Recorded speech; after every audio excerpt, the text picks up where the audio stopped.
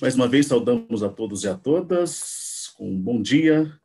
Sejam bem-vindos, bem-vindas à 70ª Semana Wesleyana, uma semana de estudos importantes da Faculdade de Teologia, onde temos o privilégio de poder refletir sobre vários temas. E esta semana, ela refletiu sobre o tema Memória e Esperança na Tradição Wesleyana, Caminhos para as Igrejas no Brasil.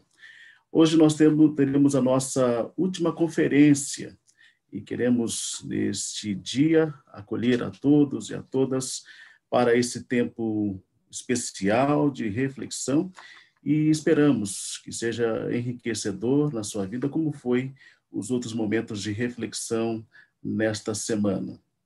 Nesse momento, eu quero acolher aqui entre nós o palestrante desta manhã, Vinícius Magno Nunes Borges Couto. Eu quero convidá-lo para que abra a sua câmera. Seja bem-vindo, Vinícius. É um privilégio poder acolhê-lo aqui na nossa Semana Wesleyana. Vinícius vai nos conduzir à temática O que é um arminiano? Antigos e novos caminhos a partir do pensamento de John Wesley. O Vinícius é pastor da Igreja Nazareno, é casado, tem 2 filhos, é doutorando em Ciências da Religião pela Universidade Metodista de São Paulo, mestre em Teologia pela Faculdade Batista do Paraná e em Ciências da Religião pelo Seminário Nazareno de Las Américas de Costa Rica, pós-graduando em História da Teologia pela Faculdade de Teologia, Saber e Fé, e em Ciências da Religião pela Cândido Mendes. Possui graduação em Teologia pela Faculdade Nazareno do Brasil e graduação em Administração de Empresas pela Universidade de Castelo Branco. Atua como coordenador do NEL, Núcleo de Estudos Wesleyanos, editor da revista Bona Consciência e professor do Seminário Teológico Nazareno Brasileiro. Tem experiências na área de arminianismo, wesleyanismo, reformas religiosas do século XVI a XVII, teologia sistemática, história da igreja, história da teologia e pentecostalismos. Acolhemos Vinícius e a todos vocês que aqui estão conosco para esta manhã de reflexão e que tenhamos um bom momento aqui de reflexões sobre o tema proposto para esse dia.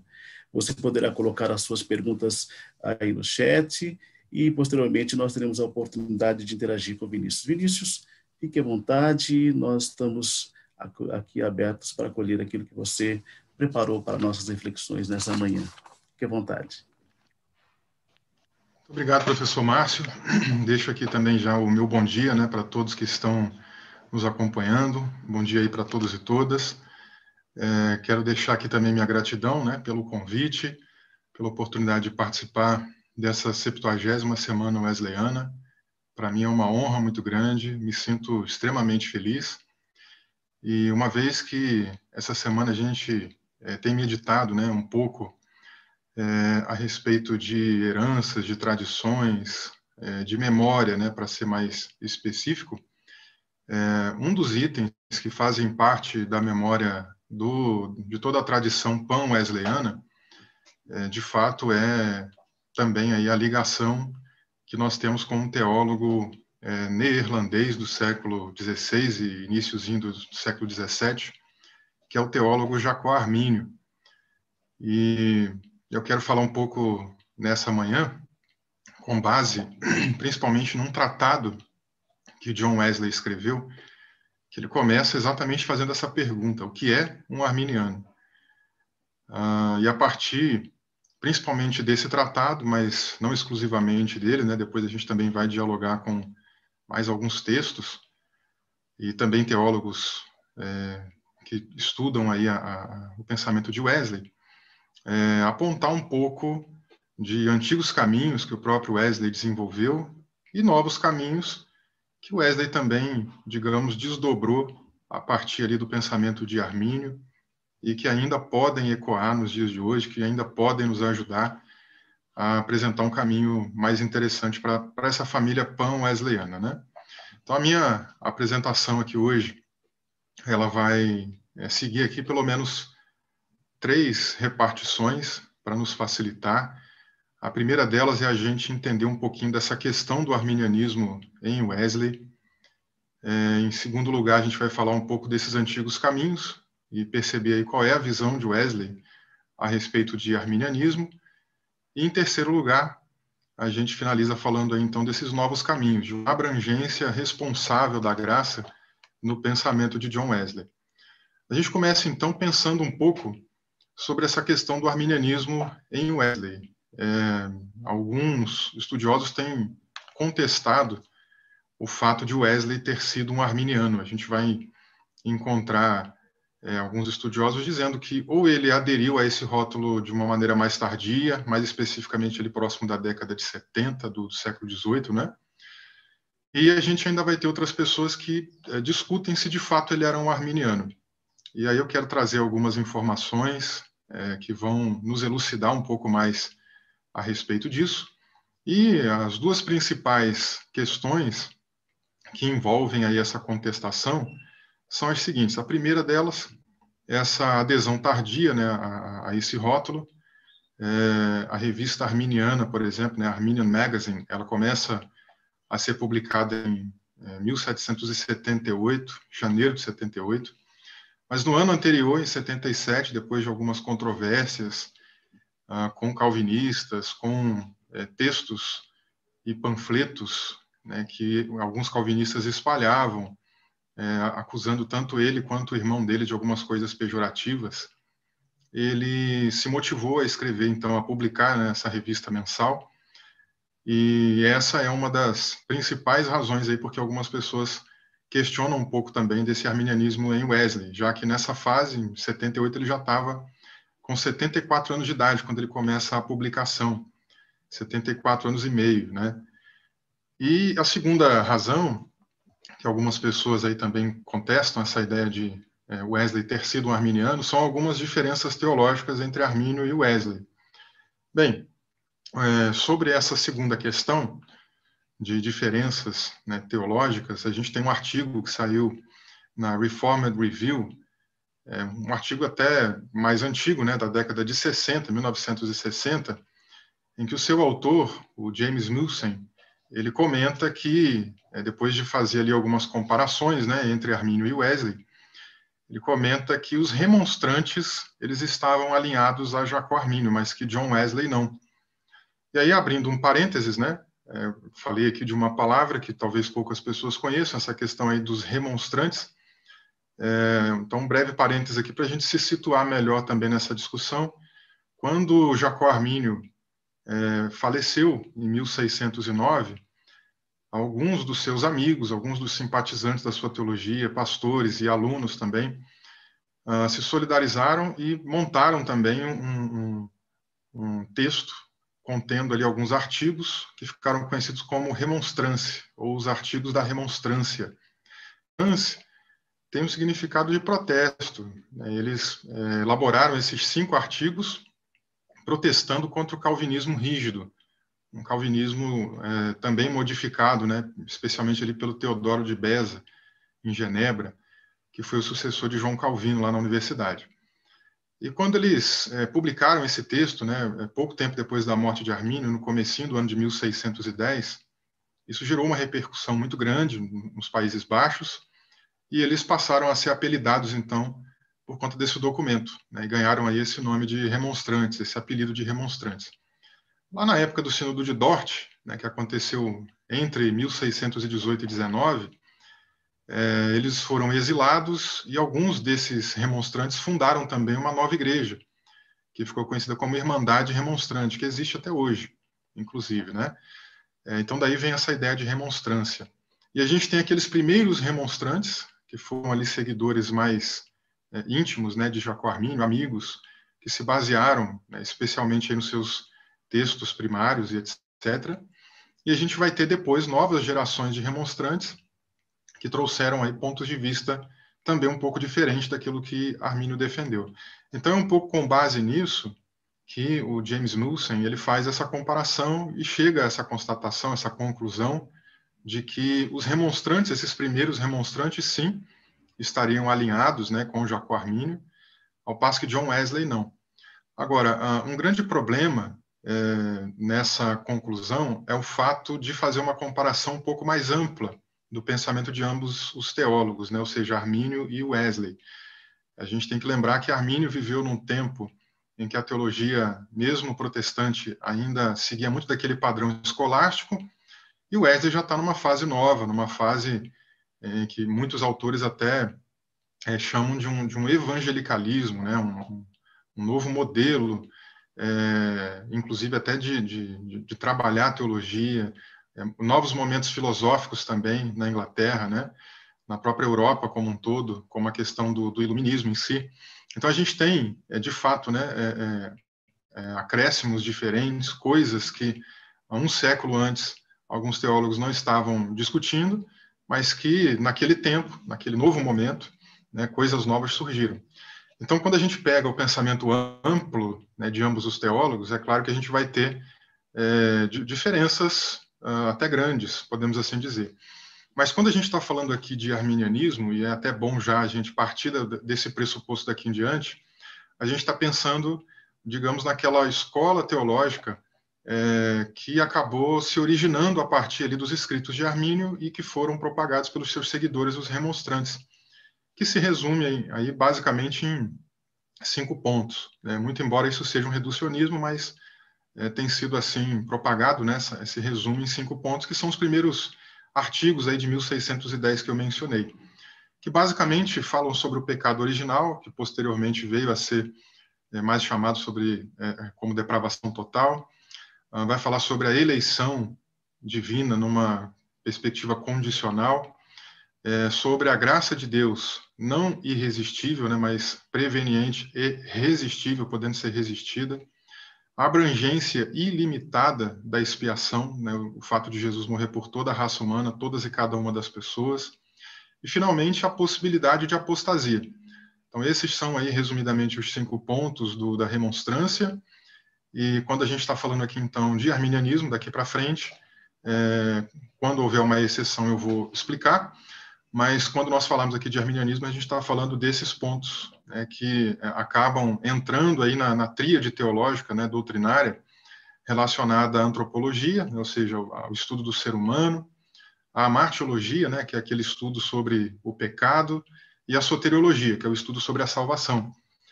E aí, daqui para frente, ainda nesse primeiro ponto sobre a questão do arminianismo e Wesley, eu quero falar um pouquinho também a respeito dos contatos diretos que Wesley pode ter tido com a literatura arminiana, nesse caso especificamente de Armínio e de alguns remonstrantes de primeira geração ainda também. E quero depois falar um pouquinho, ainda nessa primeira questão, sobre a cultura familiar de Wesley e o arminianismo inglês, que é uma modalidade também um pouco diferente, que nós vamos precisar aqui entender também para nos elucidar melhor nesse debate.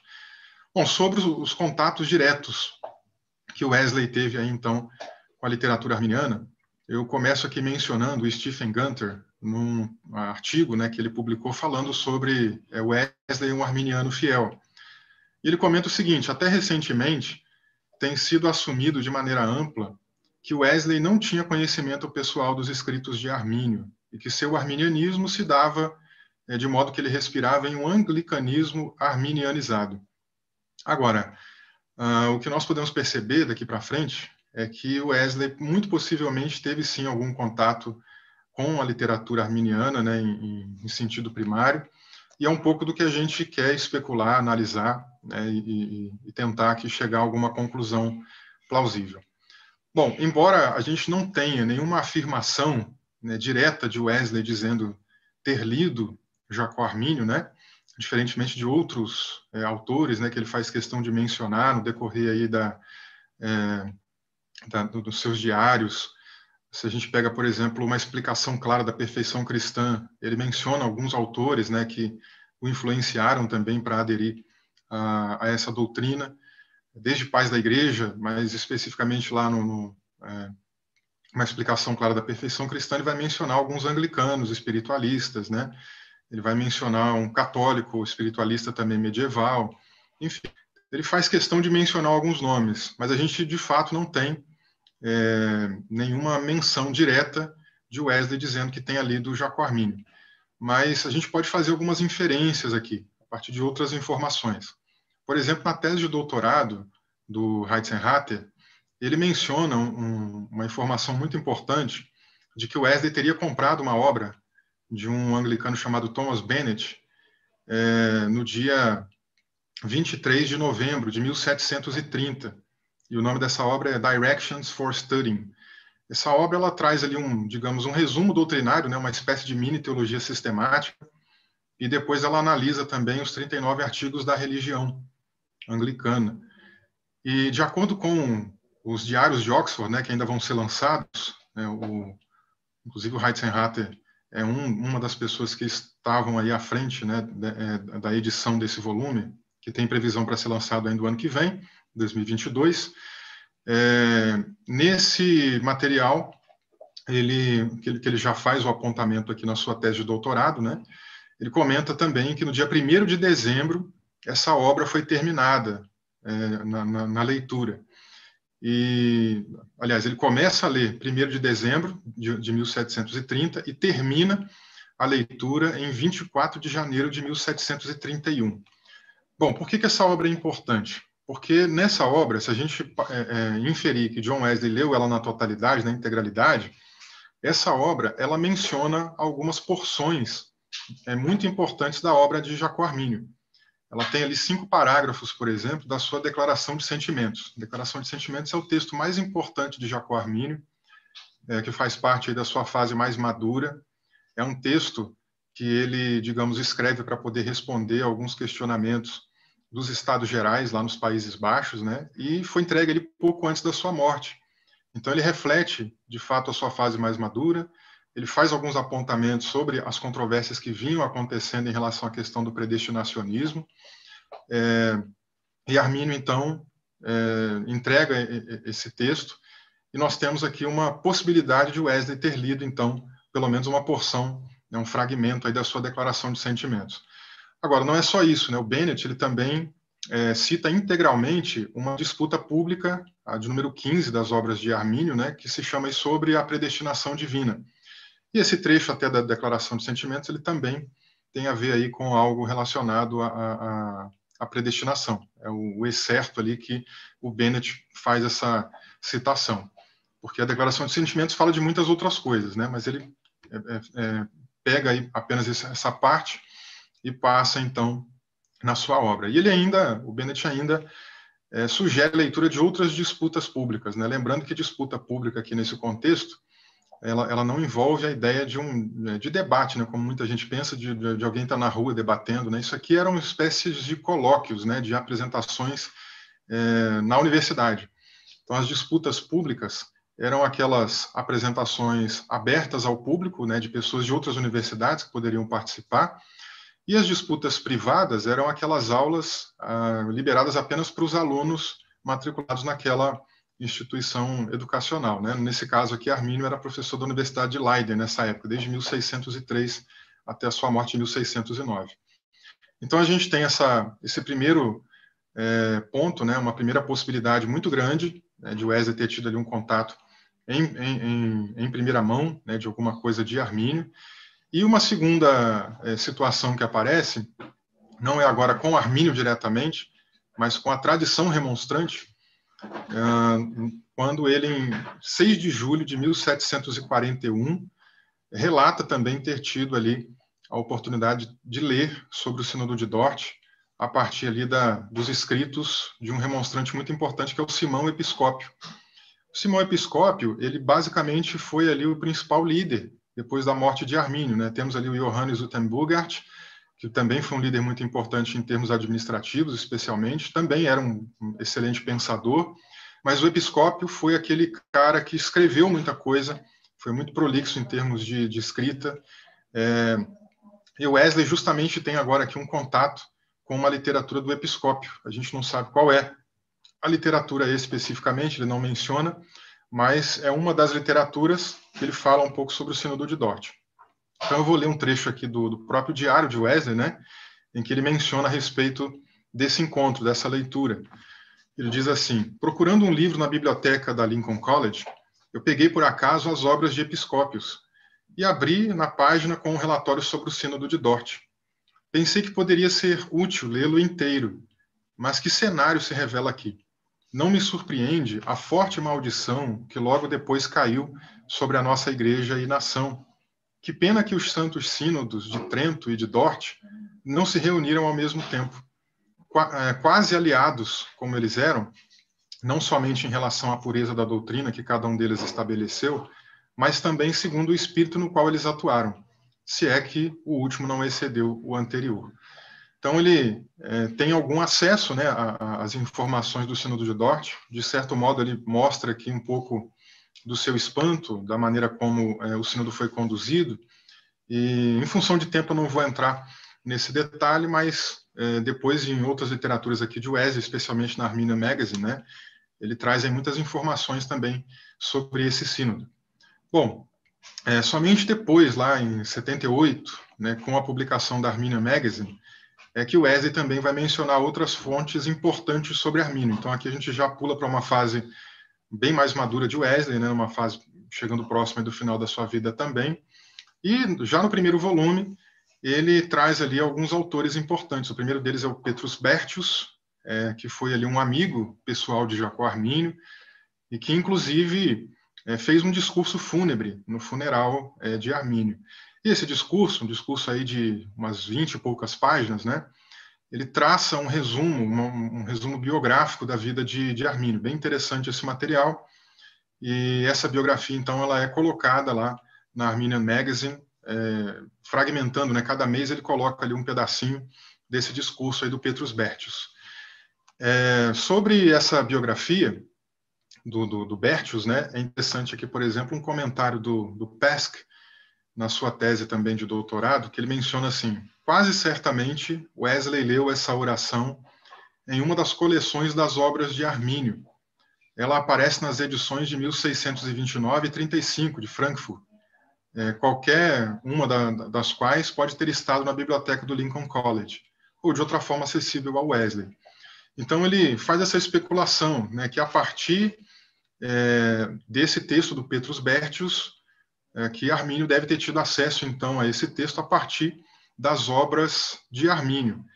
E de fato, né, a tradução, por exemplo, inglesa vai trazer a tradução londrina, na verdade, a versão londrina, né, do inglês aí, das obras de Wesley, vai trazer, por exemplo, como um anexo esse discurso do Petrus Bertius, né, a versão americana das obras de Armínio não trazem. Mas, nesse caso aqui, uma versão mais antiga, a versão de Frankfurt, né, o Pesk comenta que também continha esse anexo aí do discurso fúnebre do Bertius, o que muito provavelmente levaria a gente aí a essa inferência de que Wesley pode não apenas ter lido essa biografia resumida, esse discurso fúnebre, como também até mesmo a própria obra em si, né, como sendo que esse texto poderia ser um anexo aí dessa obra como um todo.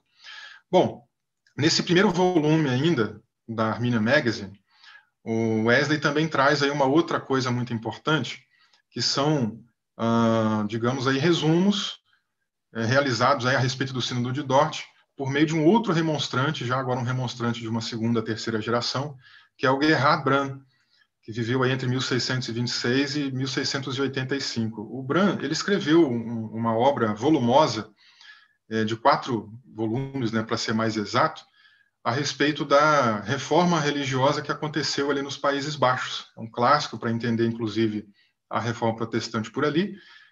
E em algum trecho ele também traz aí, então, a narrativa, né, de como aconteceu o Sínodo de Dort.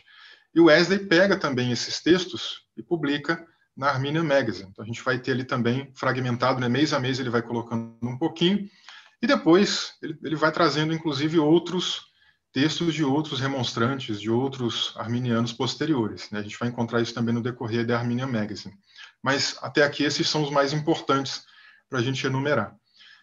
Outra coisa importante, seguindo agora ainda nesse raciocínio, né, de Wesley ter tido acesso à fonte de Armínio ou de arminianos, a gente começa a falar um pouco também da cultura familiar de Wesley e do arminianismo inglês. Então, no primeiro momento, a gente tem aqui um documento, uma carta, escrita em 26 de janeiro de 1725, em que o pai de John Wesley diz para ele ler os comentários bíblicos do Hugo Grocio, que foi também aí um remonstrante de primeira geração, um remonstrante muito importante naquele tempo, jurista também, trabalhou especialmente aí com direito marítimo, e é a pessoa responsável, inclusive, por trazer à tona a ideia da teoria da expiação de uma forma um pouco diferente, lidando aí, por exemplo, com essas questões jurídicas, né, que ele trazia, aplicando isso à teoria governamental, como ela ficou conhecida da expiação.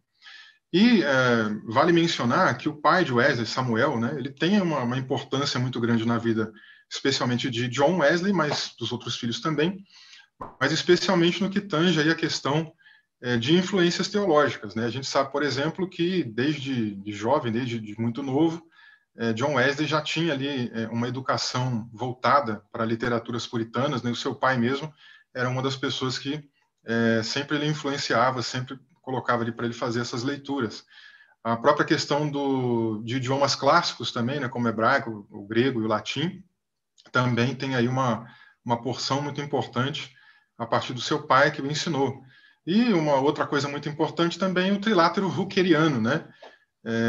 Que o Samuel Wesley dizia que todo aquele que quisesse entrar, né, passar pelo caminho do clericato na igreja anglicana, que deveria se sujeitar ou se submeter ou subscrever, né, esse trilátero huckeriano e outras coisas mais do Richard Hooker. Bom, a gente não sabe se o Wesley de fato chegou a ler o Hugo Grosso, ele não menciona, ele não faz nenhuma referência a isso posteriormente, mas o que a gente sabe relacionado aí ao Hugo Grosso, por exemplo, é que dia 28 de fevereiro, ou de 1729 ou de 1730, a gente não tem certeza do ano, mas ele, nesse momento, ele faz um elogio a um outro metodista, Bob Kirkham, por administrar melhor o seu tempo, a fim de ler aí o Novo Testamento no grego, e inclusive por ler também o Hugo Grosso. Ele faz um elogio interessante aí nesse sentido, que pode também levar a gente a entender que ele deve ter tido algum acesso, pelo menos aí, a alguma literatura do Hugo Grosso. Se ele leu ou não leu, a gente não tem como comprovar isso. Outra informação que é importante, agora se volta mais para a cultura familiar como um todo. A gente tem aí o fato de que a família de Wesley, os pais de Wesley, né, Susana e Samuel, eles pertenciam aí a uma escola de pensamento popular daquele tempo ali na Inglaterra, que ficou conhecido como arminianismo inglês. Aqui eu faço uma menção, por exemplo, do Randy Maddox, quando ele diz assim, a maior parte do que Wesley chamou de arminianismo era mais propriamente uma tradição inglesa nativa, que remontava a muito antes de Armínio, que afirmava um papel para a cooperação humana na salvação. Ele está falando aqui exatamente disso que nós conhecemos como arminianismo inglês.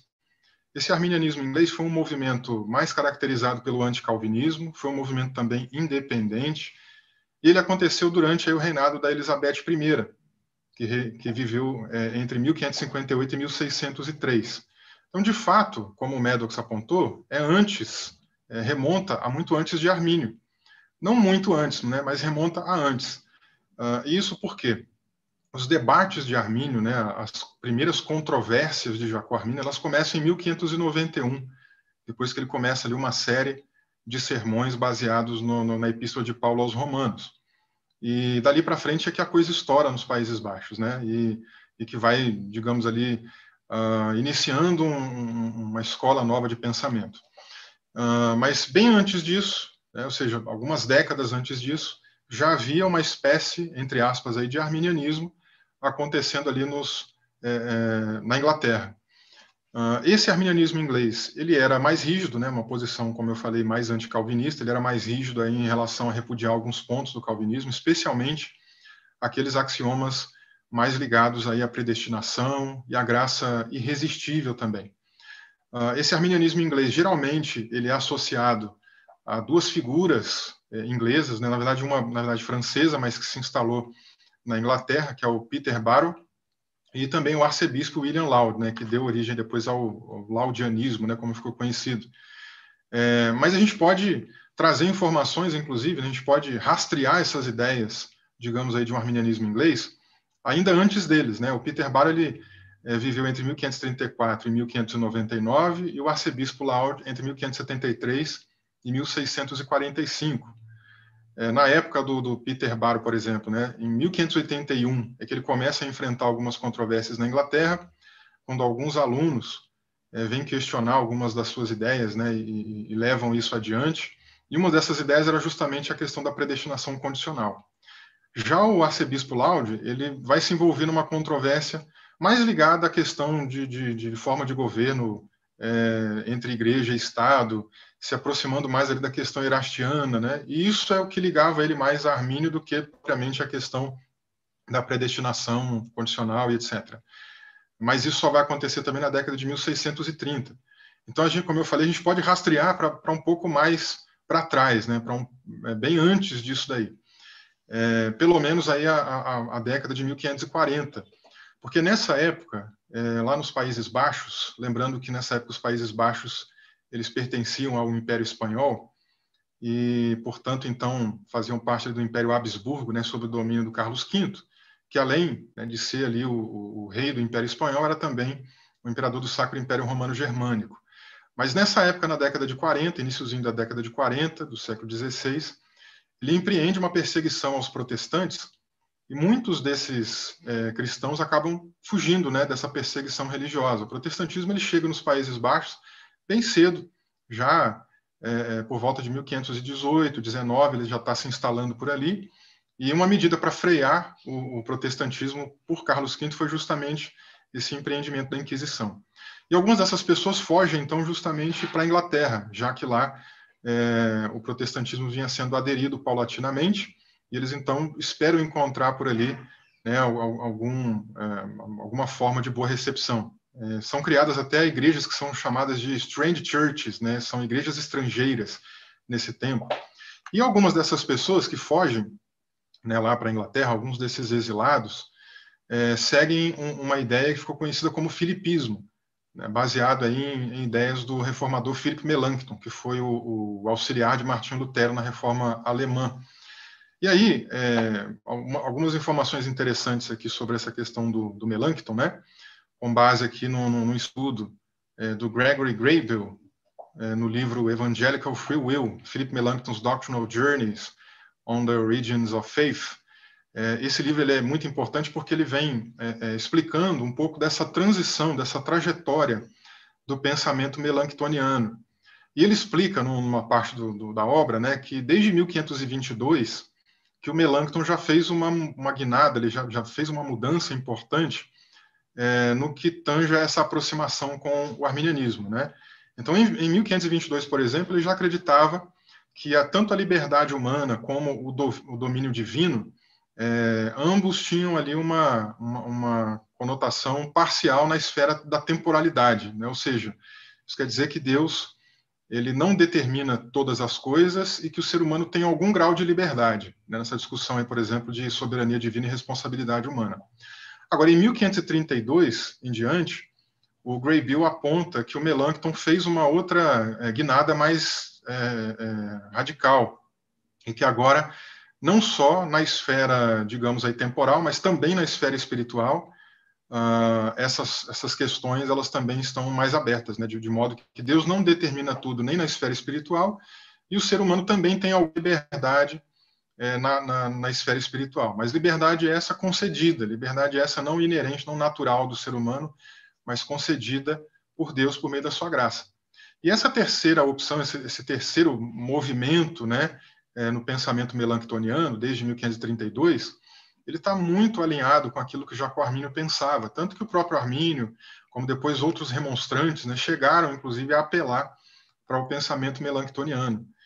Quando eles fundaram, por exemplo, a Irmandade Remonstrante em 1619, havia a cogitação de, ao invés de fundar uma nova denominação, de aqueles remonstrantes se fundirem, se unirem aos luteranos, justamente por essa proximidade filipista, né, que a gente mencionou aqui.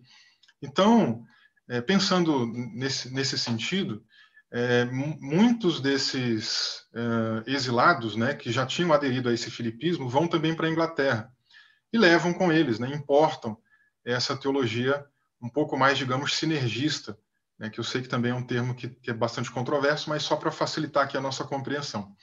E aqui uma fala do Gray Bill que eu acho interessante dentro dessa questão toda aqui. Ele diz assim: a doutrina sobre o arbítrio de Armínio foi uma resposta ao calvinismo, mas Armínio e o seu popularizador John Wesley não foram originais. E claro, ele diz isso no sentido de que o Melanchthon ele defendeu esse ponto de vista antes. E esse ponto de vista também chega, então, como a gente já mencionou, lá na Inglaterra. É um ponto de vista que se instala muito bem, que depois vai certamente ser mais ali popularizado pela nomenclatura de arminianismo inglês, né, como a gente conhece ele hoje. E o mais importante é a gente entender que a família de Wesley, então, seus pais, né, estavam também aí inseridos em meio a essa tradição. Alguns apontamentos aí para a gente mostrar um pouco disso. Em 26 de janeiro de 1725, o Samuel Wesley indicou para o filho dele ler o Tomás de Kempis, ou Tomás a Kempis, né, dizendo que ele poderia obter aí bastante vantagem nessa leitura. Aí, no dia 28 de maio, né, alguns meses depois aí, de 1725, o John Wesley enviou uma carta, então, para a mãe dele, criticando alguns pontos de vista mais fatalistas, né, deterministas fatalistas, presentes aí no Tomás de Kempis. E eu leio aqui um pouco da frase ou da fala de Wesley. Eu não posso crer que quando Deus nos enviou a este mundo tenha determinado irrevogavelmente que seríamos infelizes. Se assim fosse, a busca da felicidade nesta vida seria um pecado e estaríamos atuando contra os desígnios da criação.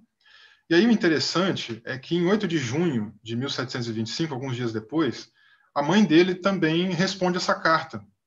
E ela diz o seguinte, que ele, nesse caso o Tomás de Kempis, né, está extremamente errado naquela afirmação ímpia, para não dizer blasfema, de que Deus, por um decreto irresistível, determinou qualquer homem a ser miserável mesmo nessa vida. E ela ainda explica, né, ela continua explicando sobre isso, dizendo que esta vida é um estado de provação, onde a eterna felicidade ou miséria são propostas à nossa escolha, uma como recompensa dos virtuosos e a outra como consequência de uma vida viciosa. O que o Wesley está questionando é que, quando nós pensamos, por exemplo, em imagem de Deus, nós percebemos que Deus nos deu, compartilhou conosco esse desejo pela felicidade, essa busca pela felicidade. Então, se Deus predestinou alguém, determinou que alguém sofra, e essa pessoa, por conta, né, desse resquício da imagem divina, busca a felicidade, ele está indo contra o desígnio de Deus, estaria pecando contra Deus. Então, um pouco do argumento de Wesley, que a sua mãe depois também acaba fortalecendo, né, endossando, digamos assim. Em 18 de julho, também desse mesmo ano, 1725, Susana escreveu agora uma outra carta para John Wesley, falando um pouco sobre um dos artigos dos 39 artigos da religião, né, que o Wesley vinha questionando, que dizia respeito à predestinação. E nesse caso ela diz o seguinte: no entanto, visto que descobri que você tem alguns escrúpulos a respeito de nosso artigo sobre predestinação, direi a você o que penso a respeito. E se eles não satisfazerem, você pode desejar a direção de seu pai, que certamente é mais qualificado do que eu. A doutrina da predestinação, mantida por calvinistas rígidos, é muito chocante e deve ser totalmente abominada porque acusa o Deus Santíssimo de ser o autor do pecado. E acho que você raciocina muito bem e com justiça contra isso, pois é certamente inconsistente com a justiça e bondade de Deus colocar qualquer homem sob a necessidade física ou moral de cometer pecado e então puni-lo por fazê-lo. Essa frase da Susana merece, claro, uma atenção muito grande, que eu não vou poder dar aqui nessa palestra, né? Isso vai ter que ficar para o texto, mas o que é interessante é que ela endossa também o posicionamento do filho e menciona que, se caso a argumentação dela não fosse satisfatória, que ele podia procurar o pai, que o pai ia ter informações ali mais contundentes em relação a isso. E aí a gente pula um pouquinho de novo agora para o Samuel, né, para falar um pouco desse arminianismo inglês nele. Deu para perceber que a Susana já tinha isso nas suas raízes, né? Mas Samuel também tinha. Vou mencionar aqui primeiro um dos biógrafos do Samuel, que é o Thorpe, que ele comenta o seguinte: Samuel se revelou claramente como um arminiano. A obra de salvação inicia-se a partir de Deus, mas uma resposta obediente também é esperada. O poder do Espírito Santo capacita a pessoa a cumprir o desejo de Deus. Então, segundo essa explicação, o que acontece aí, basicamente, é a ideia do que nós conhecemos como graça preveniente, né? A iniciativa vem de Deus, mas essa graça também pode ser resistida, de modo que há espera, né? Há uma expectativa de resposta obediente, como Thorpe menciona. Outro biógrafo também aí do Samuel Wesley, que é o Tarman, ele comenta que Samuel destemidamente repudia as doutrinas da eleição e reprovação. Eu dei uma verificada, por exemplo, lá na Arminian Magazine, e já no primeiro volume ainda, né, John Wesley traz ali um poema intitulado Hino ao Criador, que é de autoria do seu pai Samuel. E num trecho do poema, ele se posiciona contrário, né, a esse pensamento de dupla predestinação, né, do calvinismo rígido, que diz assim um trecho do poema, né? Nenhum mal pode proceder de ti, de Deus nesse caso. É apenas suportado, não decretado, né? Ou seja, seria permitido, né? Trazendo aqui a ideia. E ele termina aqui um trecho desse verso dizendo: a escuridão não vem do sol, né? Mostrando que o mal não pode vir de Deus, né? Metaforicamente. E a questão é que, de fato, desde de cedo, né, a gente vai encontrar em Wesley algumas aproximações muito grandes aí com o arminianismo. Heitzenrater, por exemplo, ele comenta que desde o início do avivamento metodista, Wesley falou contra os perigos do calvinismo, e que ele e Whitefield se separaram no final da década de 30 sobre a questão da predestinação e os decretos de eleição. Realmente, desde muito cedo, ele teve aí já algum posicionamento ligado ao arminianismo, mas não trazia sobre si o rótulo, né, que é o que algumas pessoas acabam levantando aí de dúvidas sobre o Wesley. Então, fazendo um resumo rápido aqui dessa primeira parte, em janeiro de 1725, Wesley teve aí a sugestão de ler os comentários bíblicos do Hugo Grossio. Nesse mesmo ano, ele também foi indicado, né, a ler aí as obras do Tomás de Kempis, e nesse mesmo ano ele critica o Tomás de Kempis pelos pontos deterministas, isso em 1725. Em 1731, né, tudo indica, aí, como a gente viu, né, a partir do Diário de Oxford, né, que Wesley leu alguns trechos das obras de Armínio, até o final de janeiro de 1731, pelo menos. 10 anos depois, em julho de 1741, ele lê uma obra, não sei se total, né, ou se apenas aquele trecho sobre o Sínodo de Dort, mas ele lê Simão Episcópio. No final da década de 30, né, vou retrocedendo um pouquinho, tem essa separação aí de Wesley e Whitefield. E a gente também tem aí essas informações do arminianismo inglês muito presente na sua família, especialmente nos seus pais, né, Susana e Samuel. Então, parece razoável, né, a gente dizer aqui que, pelo menos a partir da década de 20, em algum momento da década de 20, que Wesley estava a par do arminianismo, e não só daquele arminianismo popular, do arminianismo inglês, daquele movimento independente, mas do próprio Armínio, né? Existe aí essa possibilidade, como, por exemplo, desde 1725 o pai dele já tem indicado para que ele lesse ali o Hugo Gross. Então, existe uma grande possibilidade em relação a isso. Mas, afinal de contas, o que é o arminianismo para Wesley? Vamos discutir isso aqui um pouco, pensando em antigos caminhos, de como Wesley entendia o arminianismo. Então, ele escreveu esse tratado, o que é um arminiano. Ele foi publicado em 1770, justamente também depois de uma série de controvérsias. Inclusive, nesse mesmo ano, o George Whitefield tinha falecido, né, no dia 30 de setembro, e o Wesley foi convidado para poder pregar no funeral.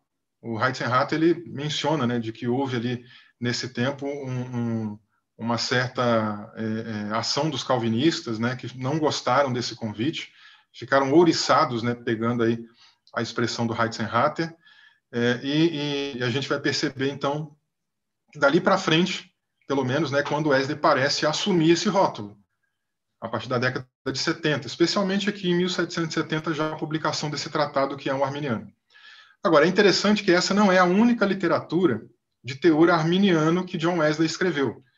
No artigo, no texto, pois vai ser apresentado, tem ali uma tabela que eu montei, alguns dos principais textos, né, desde sermões, a, por exemplo, tratados. Né? O sermão 110, por exemplo, Livre e Graça, que é de 1739, ele é um sermão que já aponta, né, muitos daqueles pontos do remonstrantismo, né, vários deles, desde, por exemplo, a questão da graça não ser irresistível e também ser preveniente, da eleição condicional, da expiação ilimitada. Então, basicamente, a gente tem muita coisa já ali, em 39, se aproximando do arminianismo, mesmo aqui nesse sermão, que foi um sermão que também gerou algumas controvérsias lá na Inglaterra com ele.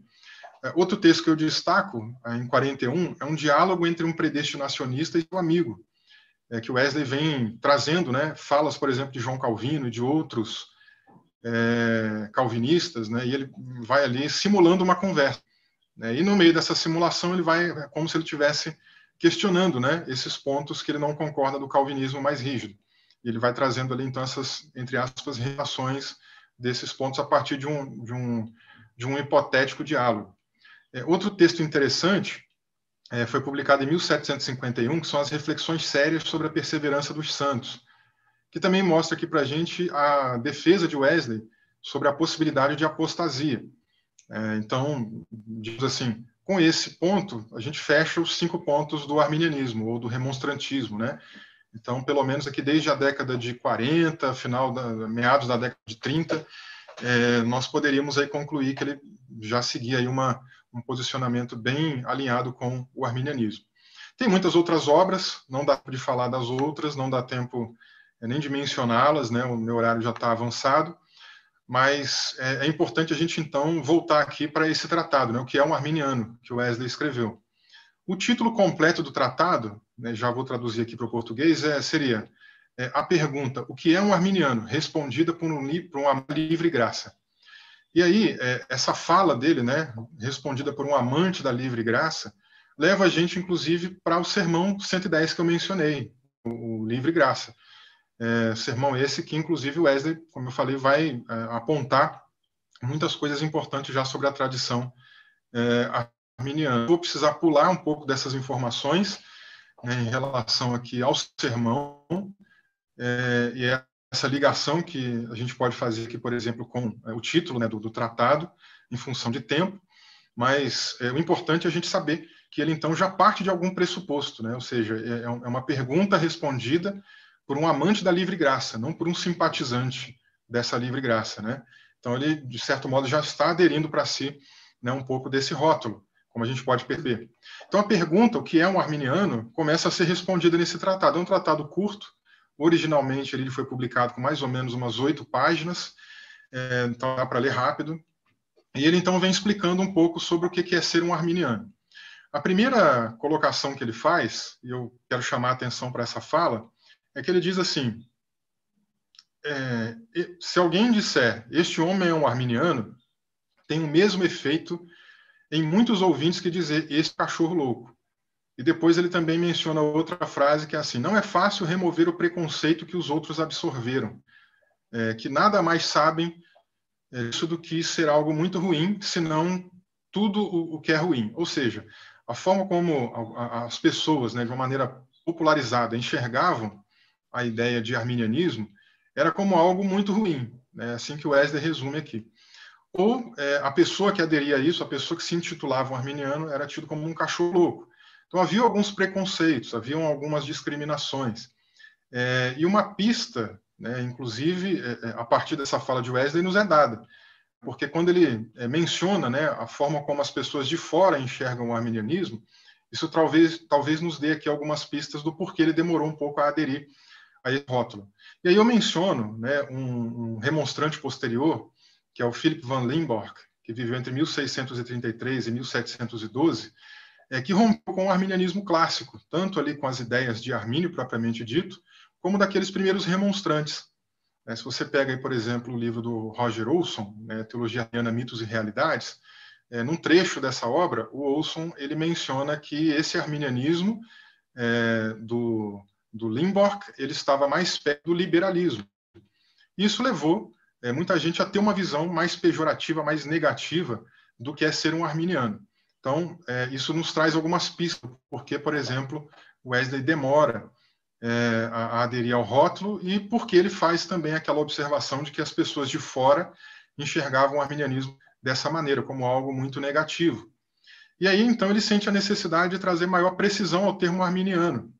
Ele diz ali ainda no seu texto, ininteligível for a palavra, melhor ela atenderá ao propósito, né? Ou seja, quanto menos as pessoas entenderem o que ela significa, melhor vai ser para as pessoas continuarem fazendo as suas caricaturas do que é ser um arminiano. Então, ele parte dali para frente, então, explicando melhor o que é o arminianismo. Ele traz ali uma breve biografia do Jacó Armínio, inclusive ele cita uma mudança de pensamento em Armínio, né, uma ideia de que Armínio teria sido calvinista, né, por ter sido ali também um aluno de Teodoro de Beza, etc., e depois ele muda esse posicionamento. E isso aqui é uma citação, vamos dizer, direta do discurso fúnebre do Petrus Bertius. Tá? E isso é importante por quê? Porque novamente leva a gente àquela tese, né, levantada, aquela hipótese levantada pelo Pesce sobre a possibilidade de Wesley ter lido algo, né, ou pelo menos até a totalidade das obras de Armínio naquelas edições de 1629 e 35 de Frankfurt, né? E ainda sobre essa questão da historicidade do movimento arminiano, nesse tratado Wesley também não deixa isso passar. Ele fala um pouco do Sínodo de Dort e, inclusive, menciona, né, o que Dort acusou os remonstrantes. Então, ele diz assim, que eles negam o pecado original, que eles negam a justificação pela fé, que eles negam a predestinação absoluta, que eles negam a graça de Deus para ser irresistível, que eles afirmam que um crente pode cair da graça. E ele está bem alinhado com aquilo que realmente o Sínodo de Dort questionou em relação aos remonstrantes. Depois ele faz algumas comparações em relação ao que é o pensamento arminiano, que é o pensamento calvinista. Bem interessante também, ele faz isso com muita precisão, dentro daquela ideia dos 5 pontos, né, que eu mencionei mais na introdução da minha fala, mas ele vai partindo para o final, né, do seu tratado, da sua explicação do que é ser um arminiano, e ele faz uma contestação bem interessante, dizendo que algumas dessas acusações, então, tanto levantadas pelo Sínodo de Dort, como depois popularizadas, elas são falsas, pois nenhum homem que já viveu, nem o próprio João Calvino, jamais afirmou o pecado original ou a justificação pela fé em termos mais fortes, claros e expressos do que Armínio fez. Bom, quando ele diz isso, a impressão que me dá é que ele leu Armínio, né, para ele poder fazer essa afirmação, né, de que ninguém defendeu isso com tanta veemência do que Armínio, nem mesmo Calvino, né, fez isso, né, na opinião aqui de Wesley. E ele faz traz uma outra frase, né, também com o mesmo tom de indignação, que chama muito mais a atenção do que essa, que ele faz uma pergunta: como pode um homem que nunca leu uma página de seus escritos saber o que Armínio sustentou? Bom, então isso me leva a inferir que, no mínimo, ele leu alguma coisa de Armínio para poder fazer essa pergunta. Eu não acredito que ele faria uma pergunta, né, como essa sem nunca ter, pelo menos, lido alguma coisa de Jacó Armínio. Então isso me leva a essa crença. Ele fecha, então, esse tratado fazendo aí um apelo à unidade e, ao mesmo tempo, também a não fazer caricaturas, né, em relação aos pensamentos que são diferentes. E ele encerra, então, esse tratado dessa maneira, e é interessante, por quê? Porque em 1770, quando esse tratado foi escrito, a gente já encontra um Wesley numa fase mais madura da sua vida, né? Então, os primeiros textos dele, por exemplo, desde Sermões e outros tratados, que ele lida com essa questão, com essa controvérsia do calvinismo, por exemplo, ele é muito mais rigoroso, ele usa palavras mais duras, né? Lá no Sermão Livre e Graça, por exemplo, ele chega a chamar de blasfêmia, para a gente ter ideia, né? O pensamento calvinista. Aqui na década de 70 ele já é um pouco mais brando, ele já está lidando de uma maneira bem diferente, né? E até esse apelo, né, a alguma ideia de unidade cristã, ele é muito interessante, né, até para a gente perceber esse amadurecimento aí no pensamento de Wesley. Então eu menciono ele aqui agora diretamente, né, quando ele disse assim: não é o dever de todo arminiano, todo pregador arminiano, primeiro, nunca em público ou em particular, usar a palavra calvinista como um termo de reprovação, visto que isso não é nem melhor nem pior do que xingar. Uma prática não mais consistente com o bom senso ou as boas maneiras do que com o cristianismo. E, em segundo lugar, fazer tudo o que está nele para evitar que seus ouvintes o façam, mostrando-lhes o pecado e a loucura disso. E não é igualmente o dever de todo pregador calvinista, primeiro, nunca em público ou em privado, na pregação ou na conversação, usar a palavra arminiano como um termo de reprovação? E, em segundo lugar, fazer tudo o que está nele para evitar que seus ouvintes o façam, mostrando-lhes o pecado e a loucura disso. E que tanto mais zelosamente e diligentemente, se eles estivessem acostumados a fazê-lo. Então, a gente tem aqui, de fato, um apelo, né, digamos assim, de Wesley a alguma unidade, né, a reconhecer o outro lado com respeito, a respeitar o diferente. E a gente percebe aqui, de fato, uma maturidade maior, né, no pensamento de Wesley daqui para frente. E, caminhando aqui para o final da minha fala, né, a gente viu aí um pouco desses antigos caminhos, né, ou seja, da visão de Wesley sobre o que é arminianismo, mas eu também quero aqui finalizar demonstrando alguns novos caminhos, né, dessa abrangência responsável da graça em Wesley. Eu começo aqui mencionando o Randy Maddox, né, algumas falas dele aqui, que eu não vou ter tempo para explicar muito, mas vou mencioná-las, né, porque elas são importantes. E a primeira delas, todas essas falas são do livro dele, Graça Responsável, né? Mas a primeira delas diz assim: a formulação dessa designação, ou seja, de graça responsável, né, que é a nomenclatura que o Maddox propõe, é bastante específica. Ela foca a preocupação distintiva de Wesley sobre a natureza de Deus e suas ações, e não sobre a humanidade. Ela também deixa claro que o dom indispensável do perdão gracioso e capacitação por Deus é fundamental, ao passo que capta a qualificação característica de Wesley, que Wesley faz dessa capacitação como habilitadora, em vez de substitutiva da responsabilidade humana. Nessa fala, essa primeira fala, o Maddox está mostrando que a graça responsável ela tem a ver com a responsabilidade humana, né, no sentido de que Deus não vai simplesmente coagir a nossa vontade, suplantar a nossa vontade, como os calvinistas propõem na sua ideia de graça irresistível, né? Então, graça responsável tem uma ligação com a ideia de responsabilidade humana, no primeiro momento. Outra frase aqui do Maddox é que graça responsável envolve seguir pelo caminho da salvação. E isso ele propõe num equilíbrio trinitário, né? Mas eu chamo aqui a atenção para essa ideia de seguir pelo caminho da salvação. Então, não é uma coisa estática, né? Uma vez que a pessoa foi alcançada pela graça, tudo acabou ali, já está tudo acabado, né? Pelo contrário, há um caminho a ser percorrido, há uma via salutis, né? Um caminho da salvação. E uma última frase do Maddox, né, que eu menciono aqui também, ligado, né, a esse conceito, né, de seguir pelo caminho da salvação, é onde ele diz assim: o lugar para o crescimento cristão responsável em resposta à graça de Deus. Ele está dizendo que a graça responsável ela tem lugar para o crescimento cristão responsável. Ou seja, a ideia de santificação, a ideia de continuidade da vida cristã, ela precisa também estar vinculada, né, a um crescimento que seja responsável. E aí volta de novo essa ideia da responsabilidade humana, dessa graça divina que também atua na santificação, dessa graça divina que também quer conduzir a pessoa a uma vida melhor, né, que ame a Deus e ao próximo. No sermão, por exemplo, Operando a Nossa Salvação, Wesley trabalha aí os 4 estágios, digamos assim, da graça divina, né? A graça preventiva ou preveniente, a graça convincente ou convencedora, a graça justificadora e, por fim, a graça santificadora. E ele mostra que essa graça santificadora ela tem por propósito restaurar a imagem de Deus no ser humano.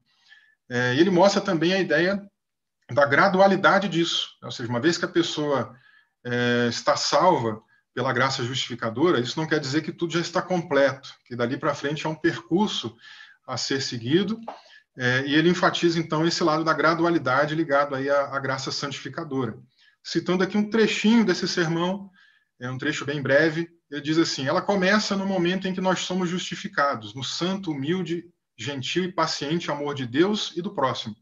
Ou seja, assim que a pessoa é justificada, ela também recebe, ali na perspectiva de John Wesley, essa graça santificadora que vai percorrer aí o decorrer da sua vida até a glorificação, até a consumação do plano de salvação no indivíduo, né? E o que é importante nisso é essa capacidade que Deus dá, que está ligado também ao conceito de graça responsável, né, do Maddox, essa capacitação que Deus dá para que a pessoa ame a Deus e ame também ao próximo, né? Então, isso aqui também é um ponto muito importante no pensamento de Wesley. E isso leva a gente a pensar um pouco mais dessa abrangência responsável do pensamento de Wesley, né? Ou seja, Wesley ele não tinha essa preocupação apenas paralisada, digamos, na graça salvadora, no sentido da salvação espiritual, mas ele também enxerga a necessidade de que essa salvação ela se estenda também em todas as esferas da raça humana, né, que se espalhe também, tanto na integralidade do indivíduo, né, no sentido aí da parte externa, física, né, mas também da sua parte interna, da sua psique, da sua interioridade, mas que isso também se espalhe pela comunidade, pelas pessoas ao redor.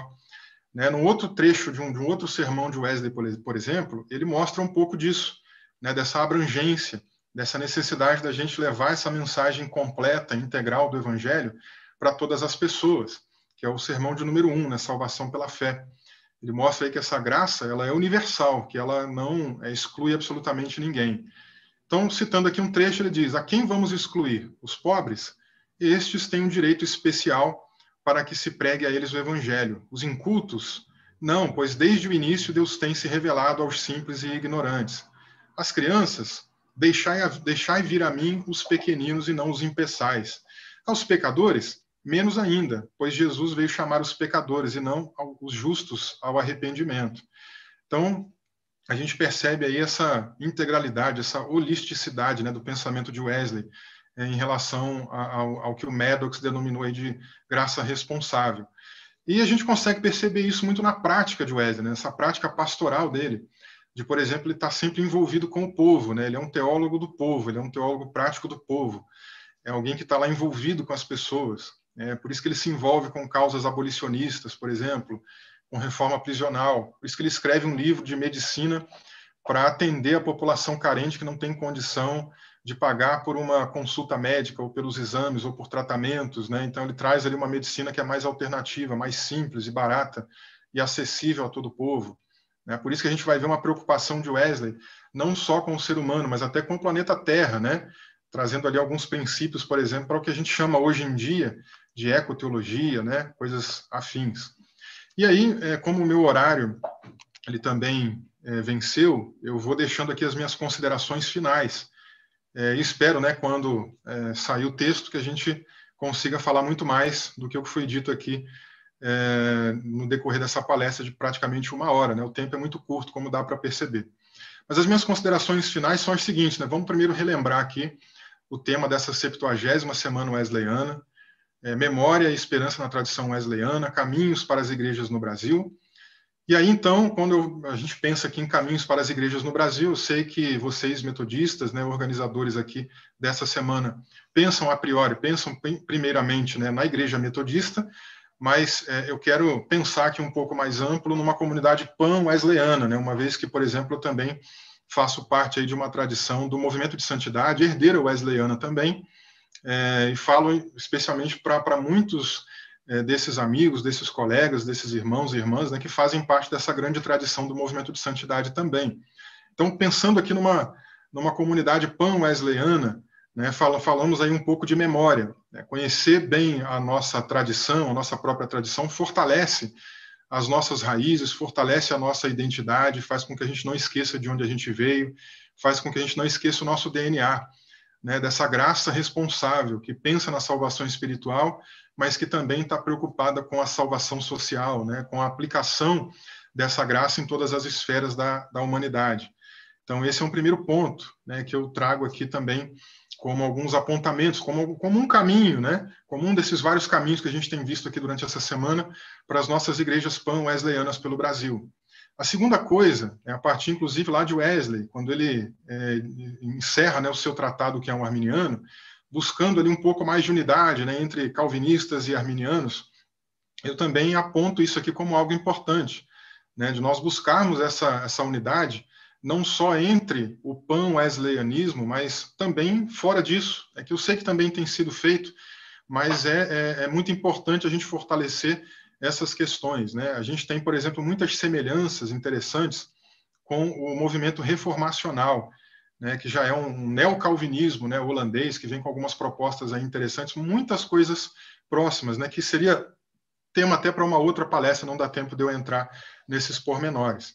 E, por último, o fortalecimento desse conceito de graça responsável, né, que vai além, que transcende a questão da salvação espiritual e que traz redenção integral para todas as esferas. E aqui eu termino, né, a minha fala mencionando aquela famosa frase de Wesley, o mundo é a minha paróquia, e também mencionando, né, uma frase do Abraham Kuyper, né, que é um teólogo reformacional holandês, neocalvinista, né, o fundador da escola neocalvinista, em que ele diz assim: não há 1 centímetro quadrado deste mundo do qual Cristo não possa dizer é meu. Né? Ou seja, o mundo é minha paróquia e não há nenhum centímetro quadrado que não seja de Deus. Então, há uma proximidade interessante e nós podemos, então, trabalhar, né, muito melhor esse conceito de graça responsável no dia a dia, né, das nossas comunidades, das nossas igrejas, dos nossos trabalhos eclesiásticos em geral e até acadêmicos, né, para poder fazer aí um trabalho mais interessante dentro da nossa tradição. Eu encerro a minha fala por aqui. Agradeço muito aí pelo tempo que me foi dado e pela paciência de vocês em participarem aqui, então, dessa última palestra. Muito obrigado.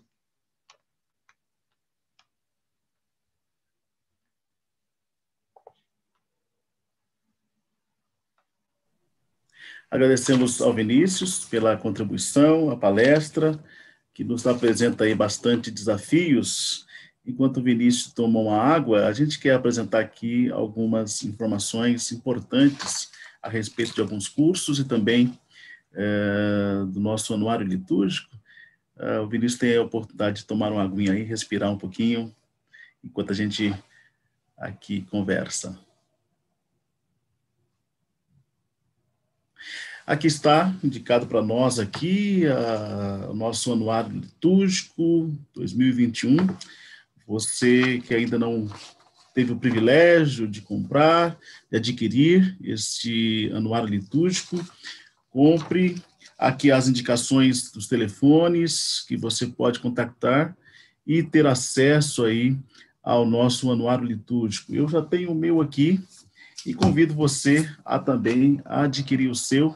É um ótimo subsídio, né, para você, pastor, você, pastora, e também leigo, né, que está envolvido com toda a dinâmica aí da preparação de cultos, há subsídios diversos e também textos que propõem aprofundamentos em termos do período litúrgico e reflexões também em torno da temática proposta para esse ano. Então, fica aí a dica para que vocês possam adquirir o nosso anuário litúrgico.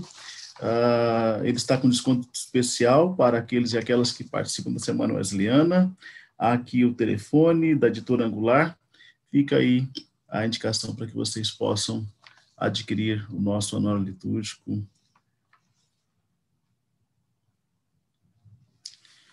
Ok?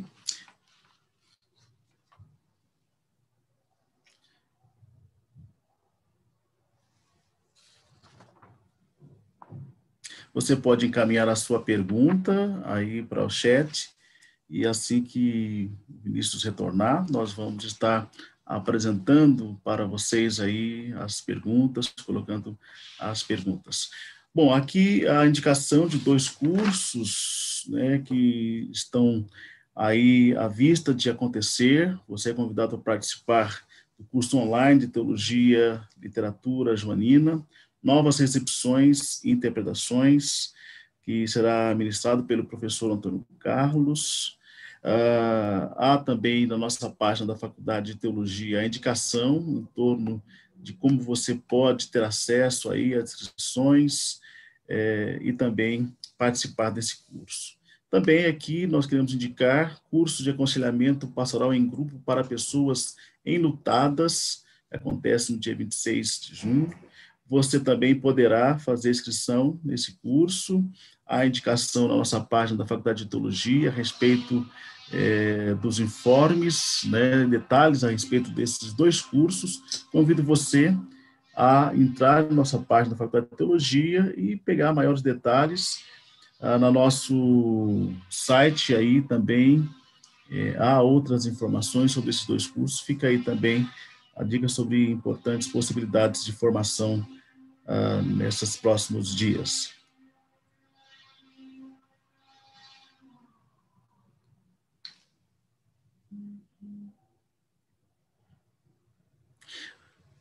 Bom, o Vinícius já está se preparando para retornar para o nosso diálogo aqui.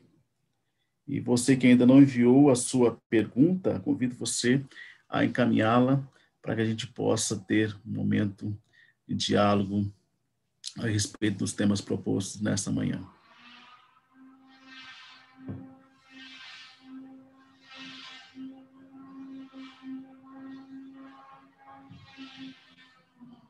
Ok, Vinícius, tudo bem? Já tomou água já? Tomei minha água aqui, obrigado. Ok. Bom, nós temos aqui algumas perguntas para você.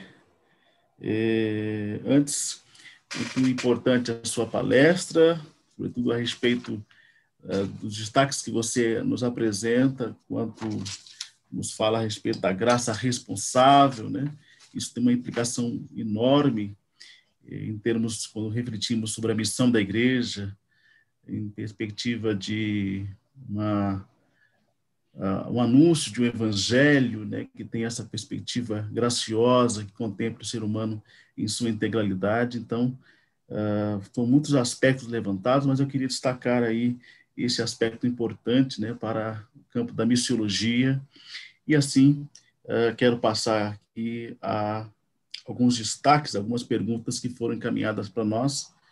O Nadir Carvalho, que tem sempre participado conosco aqui na Semana Wesleyana, e também indicado as suas perguntas, apresentam para nós aqui. Professor Vinícius, o arminianismo está presente hoje na vida comunitária da Igreja Metodista no Brasil? Obrigado por sua palestra. Abraço, pastor Nadir. José do Carmo também faz a sua pergunta, pastor metodista da Quinta Região, e diz: quando Wesley dizia que uma linha da espessura de um fio de cabelo o separava do calvinismo, a que ele se referia? Ele cria algum tipo de predestinação? Se assim, como cria? Qual o diferencial entre teologia wesleyana e o arminianismo clássico? José Luiz Bastião pergunta também: talvez essa brandice no comportamento de John Wesley seria ao fato de estar ainda em estudo do arminianismo, confirmando assim sua pesquisa do arminianismo? São 3 perguntas aí para esse primeiro bloco de perguntas indicadas aí a você. Obrigado, professor Márcio. Eu esqueço fácil, viu, as perguntas feitas. Então, deixa eu tentar lembrar aqui a primeira. A primeira, ela envolve a ideia se o arminianismo está presente na Igreja Metodista do Brasil, não é isso? Só me confirma aí. É isso sim. Ok. Sim, está presente. Inclusive, se vocês analisarem, né, o próprio documento confessional de vocês, metodistas, né, com os artigos de fé, vocês vão encontrar ali, por exemplo, indícios, né, desse pensamento arminiano. Não é necessário só dizer, né, confessionalmente, né, nós somos arminianos, mas muitos dos pontos, né, ligados, por exemplo, à ideia do pecado original, a questão do livre-arbítrio, estão presentes aí na confissão. Assim como também nas denominações do movimento de santidade, né, a Igreja Metodista Livre, por exemplo, né, também segue por esse caminho, a Igreja do Nazareno, da qual eu faço parte também, e várias outras igrejas do movimento de santidade também seguem essa tradição arminiana. Então, eu diria, sim, está presente. Agora, a segunda pergunta, eu vi que ela é grande, eu já me esqueci um pouquinho. Se você puder me refrescar a memória, o professor Márcio, eu agradeço muito. Ok, vamos lá. José do Carmo pergunta sobre a possível relação entre Wesley, um segundinho só aqui, quando Wesley dizia que havia uma linha da espessura de um fio de cabelo que o separava do calvinismo, o que se referia? Ele cria em algum tipo de predestinação? Se sim, em que aspecto? Como ele cria? Né? E qual o diferencial entre a teologia wesleyana e o arminianismo clássico? Ok. Então, vamos lá. Primeiramente, essa frase aí de Wesley, né, que a diferença entre ele e o senhor Calvino, né, como Wesley diz, é como um fio de cabelo, né? da espessura de um fio de cabelo, ele estava dizendo em relação à justificação pela fé e principalmente também em relação à ideia de expiação substitutiva, né? A teoria da expiação, em que Cristo ele substitui exatamente a cada pessoa, né? O Wesley não adotou, por exemplo, a teoria governamental, né, do Hugo Gross, tá? Então, é nesse sentido. Tanto que, em outros textos, o Wesley depois faz questão de mencionar essas diferenças. Inclusive, esse tratado mesmo aí, né, sobre o que é um arminiano, ele aponta as diferenças entre o que é um arminiano e o que é bem claro aí, dentro daqueles 5 pontos, né, que o calvinismo ficou conhecido, né, como o acrônimo TULIP. Nessa época não existia TULIP ainda, tá? Mas é o que a gente conhece hoje como TULIP. Ele vai fazendo ali, então, exatamente essa diferenciação. Olha, o calvinismo acredita na predestinação incondicional. O arminiano acredita na predestinação condicional, que aí já é respondendo a sua pergunta, a outra parte da pergunta, se o arminianismo crê em algum tipo de predestinação. Sim, acredita nessa predestinação condicional, né, no sentido de que Deus elege as pessoas, mas isso é condicionado à resposta, né, à fé. Essa ideia de graça responsável, né, que foi apresentada aqui, envolve exatamente isso. E também relacionado, por exemplo, aí o Wesley tem algumas peculiaridades em relação à questão da eleição, uma abordagem de eleição corporativa, ele enfatiza isso mais, né, do que Jacó Arminio, por exemplo. E ele fala muito mais de eleição para serviço, de Deus eleger pessoas para determinadas finalidades, funções, trabalhos, né? Ele também vai um pouco mais além de Arminio em relação a isso aí. Aí eu indico o texto dele, né, sobre predestinação, o sermão dele sobre predestinação. E também o tratado Predestinação Calmamente Considerada, que ele explica exatamente esses pontos que eu mencionei. Ok? Qual que é a próxima pergunta, professor Márcio? Ok. É do José Bastião, ele pergunta, talvez essa brandice no comportamento de John Wesley seria pelo fato de estar ainda estudando sobre as obras de Arminius, né? Confirmando assim sua pesquisa no arminianismo. Ok. Sim, é uma excelente possibilidade, né? Se a gente pensa, por exemplo, nesse viés mais acadêmico de Wesley, né, ele é alguém que não sai tomando aquelas decisões muito rápidas, né? Em termos de tomar partido. Então, ele sempre vai seguindo esse caminho de um estudioso, de analisar fontes, de observar posicionamentos. Então, sim, eu acredito que por um determinado tempo, isso também pode ser verdade, né, em relação a ele estar averiguando, né, algumas fontes, informações, para também, finalmente, ali, aderir ao rótulo. Né? E aí, inclusive, quando ele adere ao rótulo, a gente percebe que ele já faz isso com uma propriedade bem maior, né, falando ali que outras pessoas nem conheciam, né, legitimamente, né, o que era o arminianismo, etc. Então, existe uma grande possibilidade disso, sim. Mas a gente também não pode desprezar, né, o fato de que os seus pais faziam parte também já desse movimento mais popular, né, que é esse tal de arminianismo inglês. Deu para perceber em algumas falas, né? Tem muitas outras falas, mas é que o tempo nosso é curto, então eu trouxe apenas algumas aqui para a gente perceber como Susana e como Samuel pensavam também em relação a questões aí relacionadas à predestinação, por exemplo, né? E a própria ideia da irresistibilidade da graça. Ok?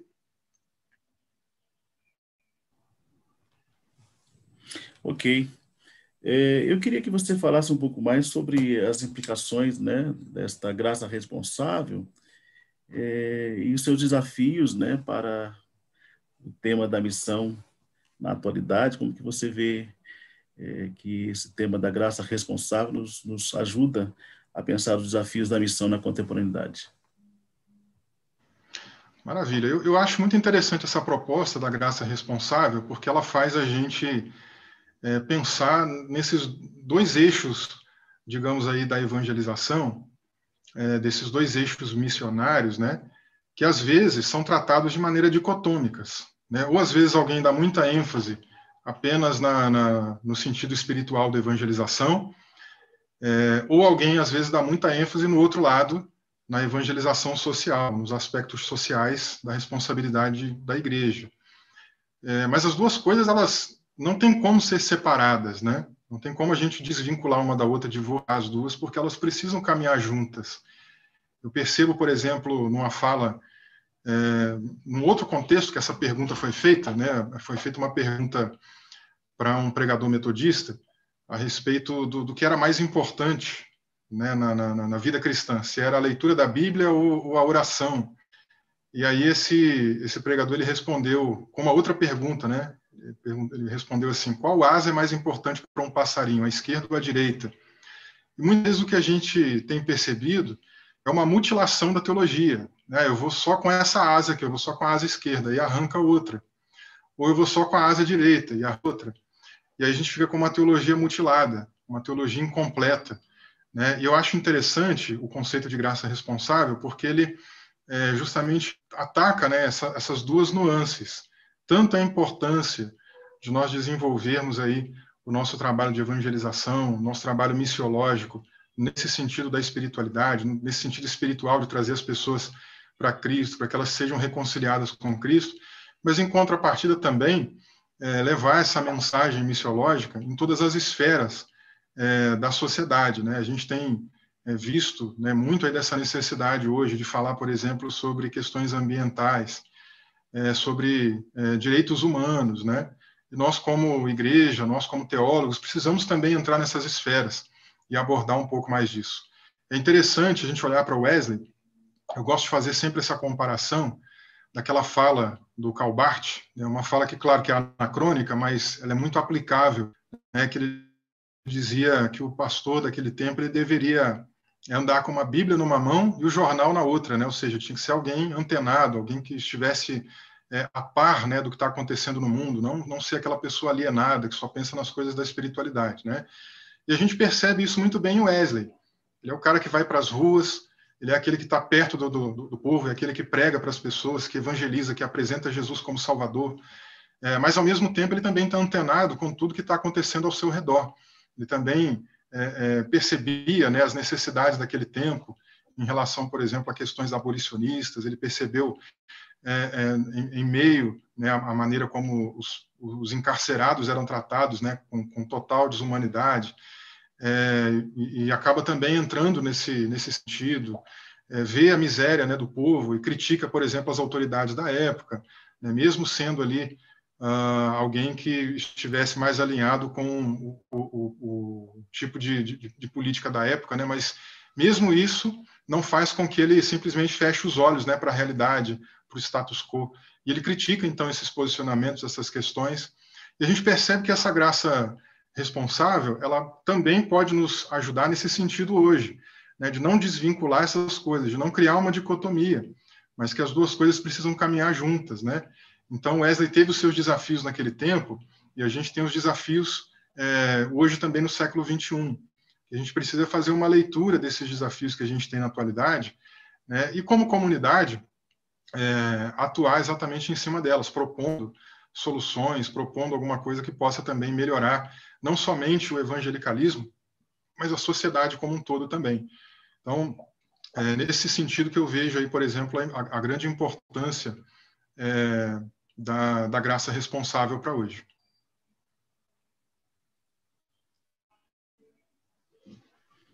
Ok. O professor realmente faz algumas perguntas, interações com você no chat aqui. Não sei se você consegue ver aqui o chat. Ele faz algumas citações também em relação a trechos do Diário de Wesley. Se você conseguir dar uma olhadinha aqui no chat, rapidamente.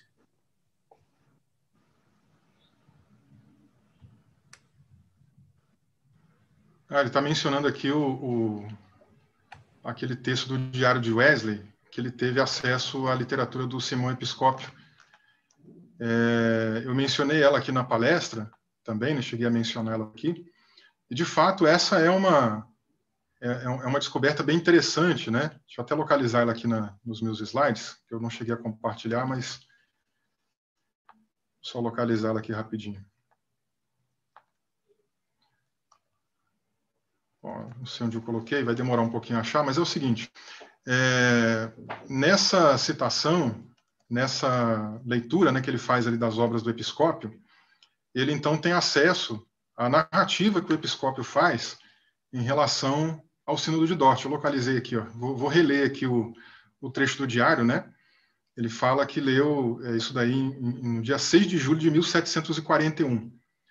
E o relato é o seguinte: procurando um livro na biblioteca da Lincoln College, eu peguei por acaso obras de episcópios e abri na página com um relatório sobre o Sínodo de Dort. Pensei que poderia ser útil lê-lo inteiro, mas que cenário se revela? Faz uma exclamação, né? Não me surpreende a forte maldição que logo depois caiu sobre nossa igreja e nação. Que pena que os santos sínodos de Trento e de Dort não se reuniram ao mesmo tempo, quase aliados, como eles eram, não somente em relação à pureza da doutrina que cada um deles estabeleceu, mas também segundo o espírito no qual eles atuaram, se é que o último não excedeu o anterior. Então, é uma fala interessante aqui de John Wesley, né, ao ter contato aí com o que aconteceu no Sínodo de Dort. O Sínodo de Dort, ele teve uma preocupação muito grande em manter a tradição do pensamento reformado, né, mais alinhado ali com o calvinismo, mas teve também algumas tratativas que não foram justas, né, como, por exemplo, convidar ali um certo número de remonstrantes, mas sem que eles pudessem opinar, sem que eles pudessem trazer ali as suas opiniões, né, sobre o que estava acontecendo, sem haver uma interação mais justa, né. O episcópio até teve uma fala num certo momento, mas depois eles, digamos assim, bloquearam, né, a fala dos participantes, dos remonstrantes que participaram ali. E depois eles acabaram sendo bem rudes, né, e bem rígidos com os remonstrantes, exilando eles assim meio que de imediato ali dos Países Baixos, das províncias nortistas, né, já na conclusão do desfecho do sínodo, em 1619. Teve também uma questão bem política ali no sínodo, né, relacionada ali à morte, por exemplo, do advogado geral, né, daquele tempo, que era o Johannes Oldenbarneveldt. Acusaram ele, por exemplo, de estar cometendo um crime de traição por ele ter assinado um tempo de traição, já que eles estavam ali em guerra, né, aquela famosa Guerra dos 80 anos. Mas o que Wesley elogia no Sínodo de Dort é essa preocupação, né, com a doutrina, né, com essa questão de manter, né, essa tradição que eles acreditavam, né, etc.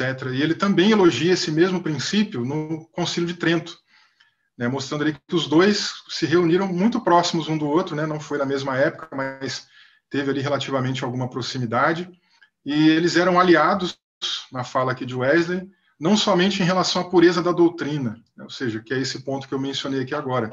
Wesley elogia um pouco aí essa preocupação que ambos os eventos religiosos tiveram com relação à questão doutrinária. Mas ele também diz aí, né, que não é só isso, mas também segundo o espírito no qual eles atuaram, se é que o último não excedeu o anterior, né? Ou seja, ele fala até que Dort teve até um espírito mais excelente em relação a lidar com essas questões do que o próprio Concílio de Trento. Mas seria legal, nessa visão de Wesley, né, que eu acho muito interessante aqui essa citação dele, talvez uma colocação dialética, né? A gente tem de um lado um calvinismo mais rígido, né, se consolidando, e do outro lado também um catolicismo contra-reformado, revisando alguns dos seus pontos, inclusive trazendo à tona até mesmo a ideia de graça preveniente. Né? Então, um pouco talvez ele fala de Wesley, que eu acho bem interessante aqui de ser comentado, é como se ele estivesse dizendo algo mais ou menos assim: quem dera que nós pudéssemos pegar um pouco do melhor de Dort, um pouco do melhor de Trento, né, e com isso ter feito algo aí que seria muito mais útil para a cristandade. Né? Então, é um comentário muito pertinente esse aqui de Wesley, né, esse trecho que ele menciona a respeito do sínodo. E aí eu agradeço, né, ao professor Helmut também pela colaboração, pela pergunta, né, pela interação, e aí para o professor Márcio, se tiver mais alguém ainda também. Ok, muito obrigado. Bom, uma última pergunta aqui indicada a nós, o aluno da nossa Faculdade de Teologia, o Aparecido Batista, ele diz: bom dia, professor Vinícius Couto. E ele cumprimenta também a sua palestra e diz: na sua opinião, qual foi a maior influência arminiana na teologia de Wesley? Olha, eu acho interessante, por exemplo, algumas falas que o Randy Maddox e o Albert Outler também mencionam, de que o que mais influenciou Wesley não foi nem o arminianismo em si, né, mas, por exemplo, a própria ideia anglicana, né, de se voltar. Havia um movimento interno ali bem interessante de um retorno, por exemplo, a fontes patrísticas, né? E a gente tem uma influência muito grande em Wesley dessa patrística oriental, especialmente nessa ideia dele de perfeição cristã, de restauração da imagem divina, né? Agora, a união disso com o arminianismo deu uma liga muito interessante, né? Eu vou até mencionar aqui uma fala que eu não cheguei a trazer, que é do professor Rui Josgrilberg, num texto dele de 2003, num artigo. Nesse artigo, o professor Josgrilberg até faz algumas críticas, né, à ideia aqui do Randy Maddox, outros apontamentos interessantes, mas tem uma fala dele que eu destaco, que tem muito a ver com o que nós estamos discutindo aqui agora. Ele diz assim: a aproximação a Armínio será uma consequência natural dessa visão crítica em relação aos reformadores. A graça deve ser respondida, correspondida e responsável. Eu acho essa fala aqui do professor Josgrilberg muito interessante, porque isso aqui, na minha opinião, dá essa liga, né, muito boa dessa teologia patrística oriental com esse pensamento arminiano. Ou seja, essa graça deve ser respondida, existe uma responsabilidade humana em relação a isso. Deus chama todas as pessoas para se voltarem a si, para fazerem a sua vontade, mas essa graça ela não é suplantada, não é irresistível, não é coercitiva. As pessoas elas podem então responder. Então essa graça deve ser respondida no primeiro momento aqui pegando a fala do Josgrilberg, né? Agora ela também deve ser correspondida, porque não adianta alguém dizer eu tenho fé e não tenho obras, né? Parafraseando lá Tiago, né? na sua Epístola Universal. Não adianta alguém dizer, eu tenho fé. Aí você olha para a vida da pessoa e não corresponde com o que ela diz, não, né? Ou seja, o estilo de vida não corresponde com o discurso. Então essa fé ou essa graça, ela deve ser respondida, mas também correspondida. E finalmente, ela tem que ser responsável, né? Ou seja, não adianta a gente simplesmente ter toda essa noção completa e ao mesmo tempo também ignorar, né, o que acontece ao nosso redor, essas necessidades que a gente falou, né, que estão ao nosso redor, das pessoas perecendo, pessoas doentes, né, nesse tempo de Covid, de pandemia, precisando às vezes de uma ligação, precisando às vezes apenas de uma palavra, precisando apenas de precisa de um abraço, mas hoje a gente não está podendo dar esses abraços físicos, né? Mas pelo menos uma atenção, pelo menos um ouvido, pelo menos, né, de alguma maneira aí, para que as pessoas possam, de fato, se sentirem mais acolhidas, mais amadas, né? Romper com a indiferença e outras várias necessidades sociais que a gente percebe ao nosso redor. Então, eu percebo que essa fusão ela é interessante. E é justamente esse conceito de graça, eu diria que é o mais importante, né, aí no pensamento de Armínio, levando aí para Wesley. Por quê? Armínio, ele rompe especialmente com essa ideia de que Deus simplesmente já predestina todas as pessoas, e o seu argumento, ele parte de alguns princípios, né? O primeiro deles é que se Deus predestina tudo, né, inclusive pensando naquele calvinismo mais supralapsariano, né, que era aquele calvinismo que acreditava que Deus já predestinou, inclusive, até a queda de Adão, que todos os males que acontecem, né, todos os pecados que acontecem são determinados por Deus. Então, isso torna Deus o autor do mal moral, do pecado. O Wesley também vai nessa mesma argumentação, também critica isso.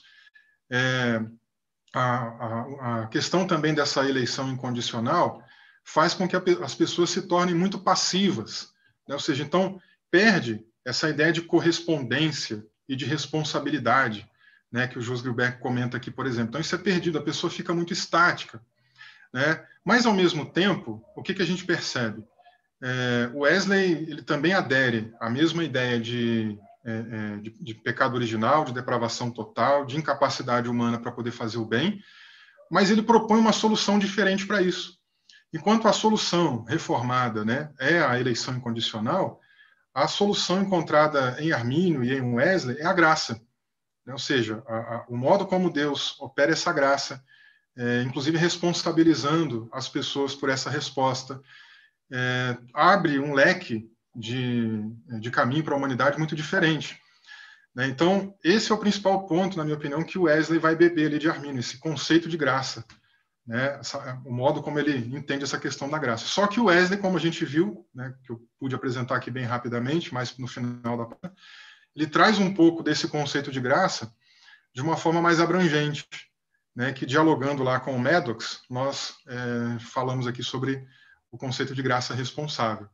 Tá? Então, eu acho que essa fusão ela é muito interessante, essa fusão dessa patrística grega, né, com esse conceito de graça, o arminianismo, essa ideia de uma graça universal, essa ideia de uma graça, né, que deve ser, pegando aqui as palavras do Josdruberg, né, respondida, correspondida e responsável.